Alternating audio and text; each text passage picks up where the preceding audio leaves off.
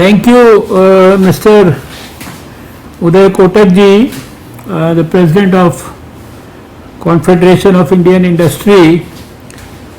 I understand that Mr. Chandrajit Banerjee is also there, Director General CII, and all the esteemed members of the Governing Council, National Council of CII are there, and other esteemed distinguished guests who are present in this meeting.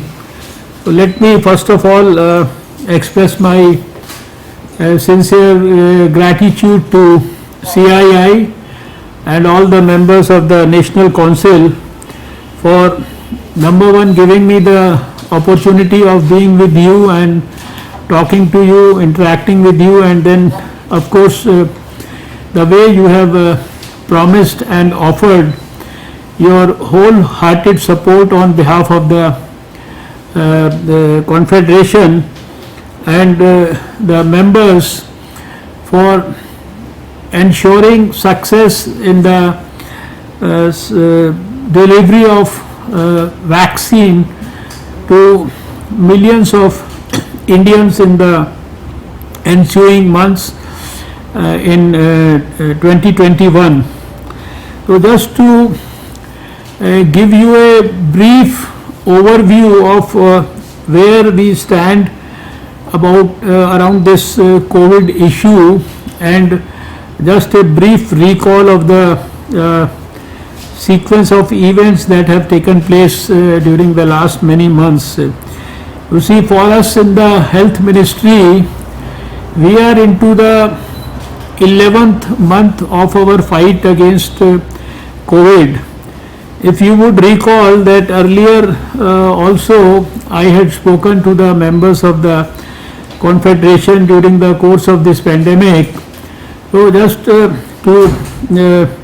remind you that we had taken the first call on this issue on 8th of January. That was just literally the first week of this 2020, and that was in fact probably the first call taken by any country officially and also in a I would say institutionalized manner to respond to the breaking news that came on 6th of January when WHO was officially informed by China about the appearance of cases of pneumonia in China, which they attributed to a new coronavirus, and within less than 48 hours of that we had organized our first meeting of experts in the Health Ministry on 8th of January. So that's why I said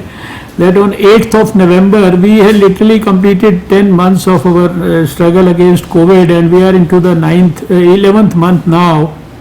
And then the events that have followed after that, you will all recall that by 17th of January we had issued detailed advisories to all the states. So every state health department was on board about how to actually handle and tackle and fight COVID, how to manage COVID outbreak in their own states if at all it happens at any time.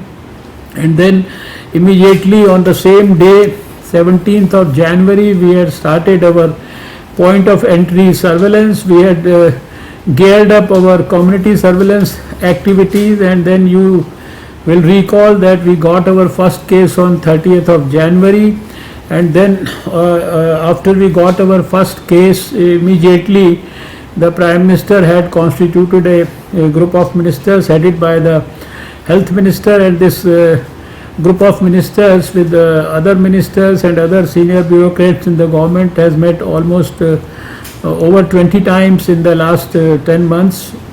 And then of course you all will recall that around the same date WHO had in fact given a warning to the whole world that there is an emergency of international concern.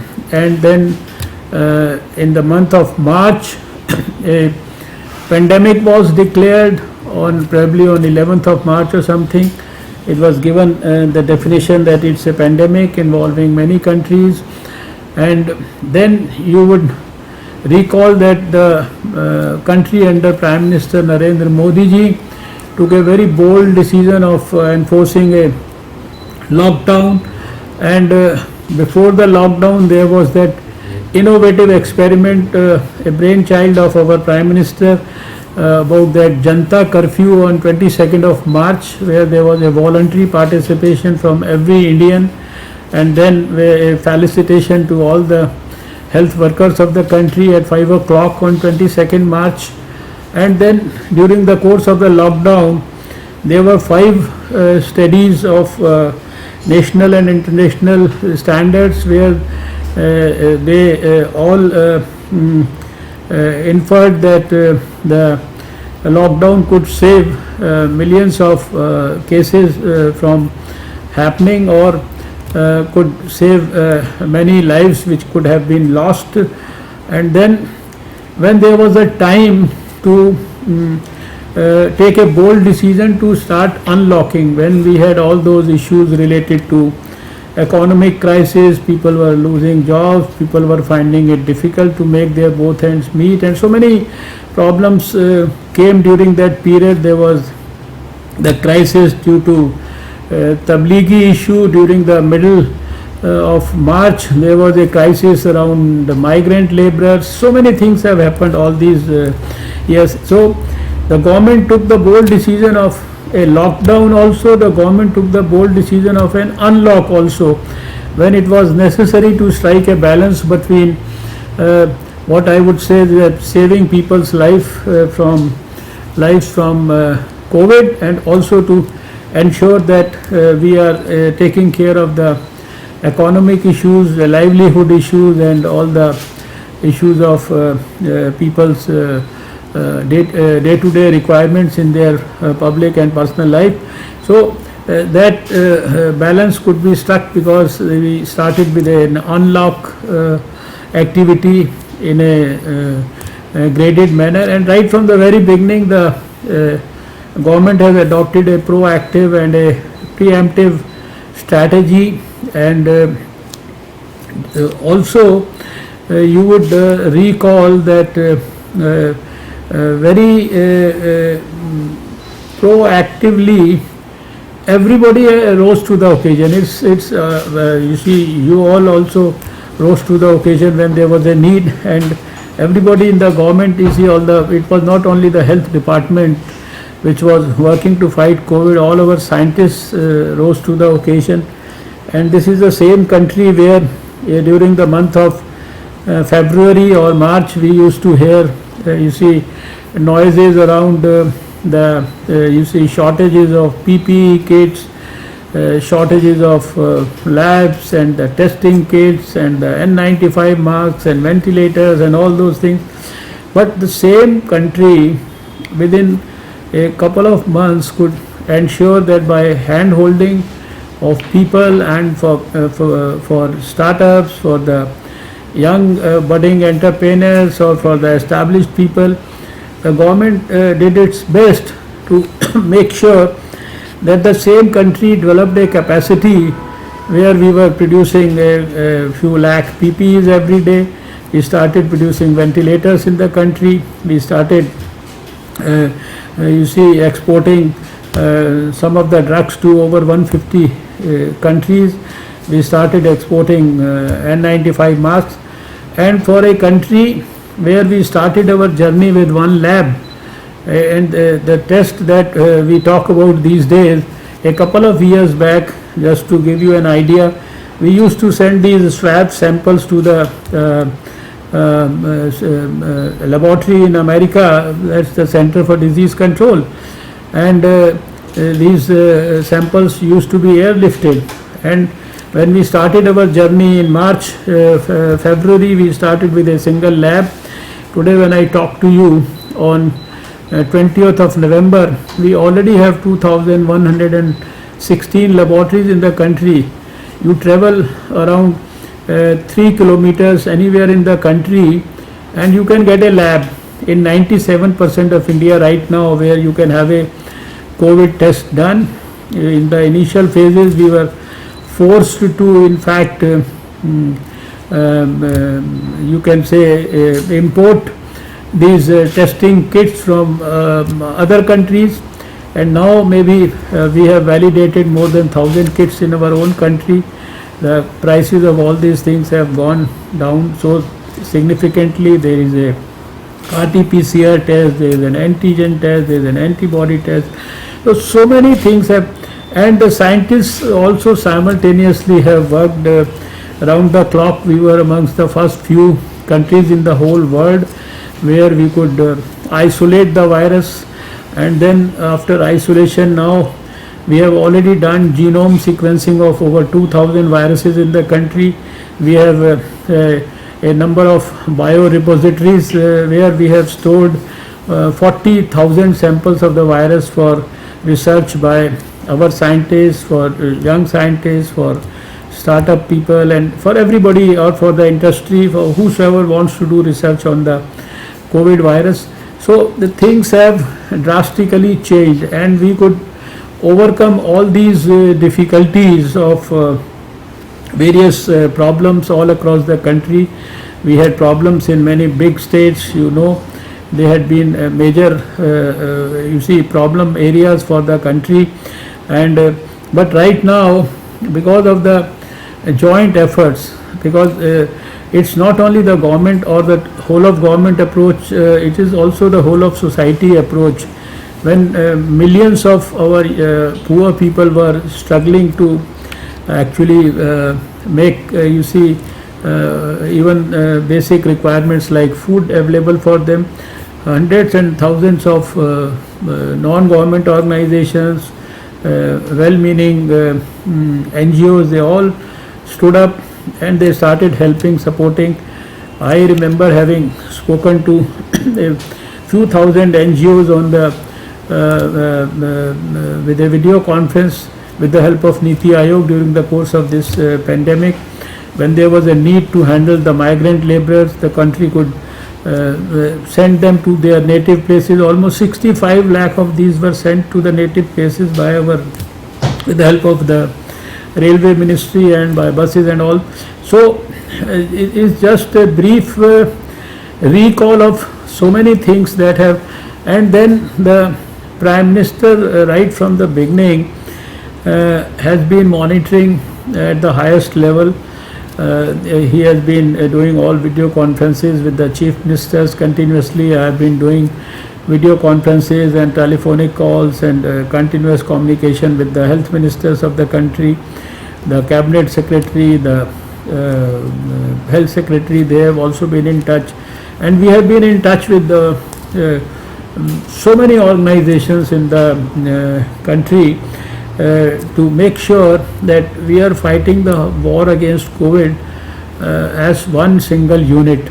And during the course of all this, you have seen that even during crisis, the Prime Minister could bring about so many packages. I don't want to get into the detail, but I remember that the Finance Minister took almost 7 days and 7 press conferences to describe those packages about around which the Prime Minister was trying to help the people, the industry, the MSMEs and others, and now is talking about a Atmanirbhar Bharat. He has been particularly compassionate about helping the health ministry. We have helped all the states not only financially but through all other possible ways, and the country in a small period of the initial few months could develop a capacity of dedicated COVID hospitals and COVID health facilities and COVID care centers and quarantine centers where almost over 20 lakh beds have been created, oxygen supported beds, ICU beds, and then a lot of beds in the quarantine centers. There has been a well defined strategy to fight COVID, strategy to test, track and then treat as early as possible. So you are all familiar with all this that has been happening, and the result we have seen that all through this fight, India has been performing better than the rest of the countries of the whole world in terms of any parameter that we spoke at any time. Today we have a recovery rate of 94%, we have a fatality rate of 1.47%, and we are testing over 1 million people every day. We have already tested over 13 crore people till now. I have mentioned to you about the labs, our cases per million, our deaths per million. Any parameter, when we compare with the rest of the world, even with the most developed countries, in a country of 1.35 billion people, we have already, I think, achieved standards. And right now, if we don't discuss at the present moment the capital where we all live, where unfortunately the things are not as per our expectations, although we have forewarned about the impending cold weather, impending festivals and impending pollution issues, etc., which could aggravate the situation. But rest of the country broadly, even in places like big states like Tamil Nadu, Maharashtra, etc., Karnataka, Andhra Pradesh, where we were facing big huge problems, there has been a very significant decline in cases.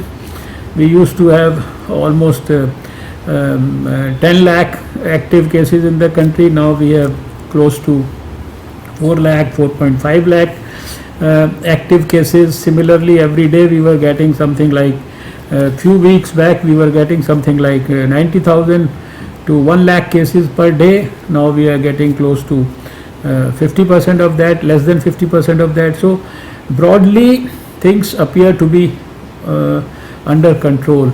And then what was mentioned by Udayji in his opening remarks, that countries, and for which you have also offered your support, the scientists have, apart from the various other issues that they have worked on, I mentioned about a couple of them, but they have been trying to discover drugs, they have been trying to repurpose drugs, and so many things are happening on the scientific front. It's not the moment to describe them in detail, because I also had the Science and Technology Ministry. I can keep on talking about the things that are happening inside our laboratories, but the very crucial and the most contentious issue that the country is discussing and thinking about and dreaming about is, when will the vaccine arrive? So I can very broadly tell you that we are not inferior to anybody else in the world as far as the research around the development of the vaccine is concerned. You already know that India is a supplier of vaccine for 60% of the children of the whole world, otherwise also, and in over 200 vaccine candidates all over the world, 30 candidates belong to India, where they are doing research and are in various phases, and at least 5 of them are in clinical trials, 2 of them are in almost significantly ahead in the phase 3 clinical trials.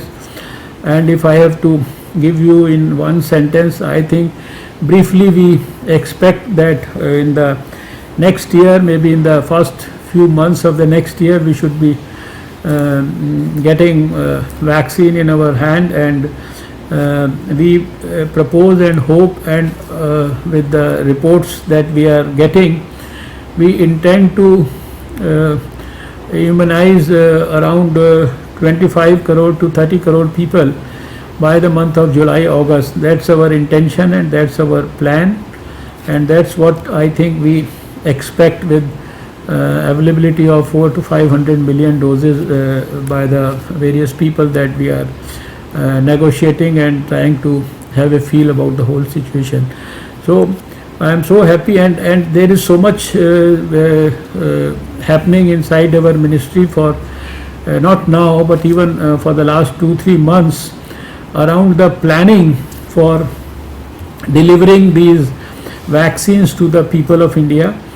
As you all know that we can't have a vaccine for 135 crore people at the same time. So an expert group has prioritized who needs to be given first, and then according to that priority lists are being drawn. The states are already on board. Many of the lists have already been done, and after this line listing, the details are being uploaded. Electronic platforms are being worked out, and the good thing is that India already has a very robust vaccine delivery system. We give in the universal immunization program, we give vaccine to we give almost a dozen vaccines to all our children all across the country free of cost. Recently we did a very huge measles rubella vaccination program, probably the biggest in the whole world. We have already eradicated polio from our country, where for the past 25 years we have been giving oral polio vaccine to our children less than 5 years, maintaining a cold chain of at minus 20 degrees centigrade.